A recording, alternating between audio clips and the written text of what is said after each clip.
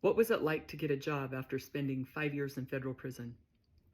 I was 43 years old when I went to prison, so I couldn't imagine how my life was going to work out. I felt like I was kind of old to reinvent myself, and it was scary. And I remember when I was in prison, I was really holding on to who I had once been.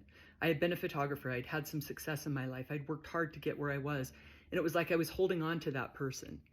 About halfway through my sentence, I got really honest with myself and with my family. I took ownership of the mistakes I'd made, and I made an inventory. And as I looked at my life, I could see that I really had struggled with integrity.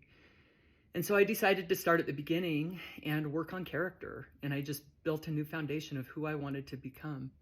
And I didn't know what my career would look like. That's a scary thing when you leave prison. And I just had to keep working on what I could do in the situation that I was in. And I was in prison, so I could read, I could study, I could serve, and I could work on my character.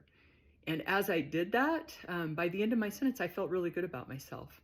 But I still didn't know what my future would look like.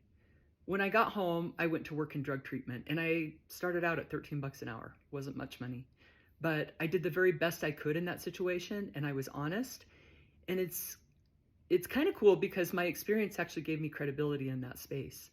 I also had people reach out and ask me to speak about my experiences, which I've done. And then I wrote 2 books about my experiences. And now I work in something completely different.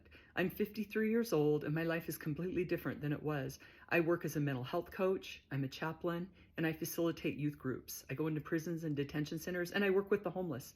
And I love the work I do, but I never would have done that work if I hadn't gone to prison. And so my advice to anyone that's going through this experience is embrace it. Allow something new to emerge. Be willing to face yourself and rebuild your integrity, and something beautiful will show up on the other side.